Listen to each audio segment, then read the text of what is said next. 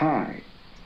Mac OS X Leopard version 10.5 is the sixth major release of Mac OS X, Apple's desktop and server operating system for Macintosh computers. Leopard was released on the 26th of October 2007 as the successor of Tiger, version 10.4. Leopard is the final version of Mac OS X to support the PowerPC architecture, as Snow Leopard functions solely on Intel-based Macs. According to Apple, Leopard contains over 300 changes and enhancements over its predecessor, Mac OS X Tiger.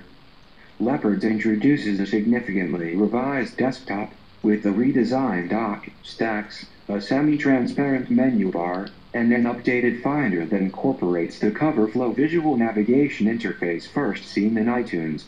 Other notable features include support for writing 64-bit graphical user interface applications, an automated backup utility called Time Machine, support for Spotlight searches across multiple machines, and the inclusion of Front Row and Photo Booth, which were previously included with only some Mac models.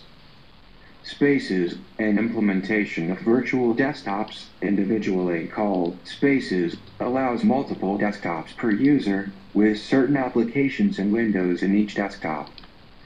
Mac OS had been Apple's primary operating system since 1984, and the family was backward compatible, so Mac OS X supported an emulated version 9 until version 10.5.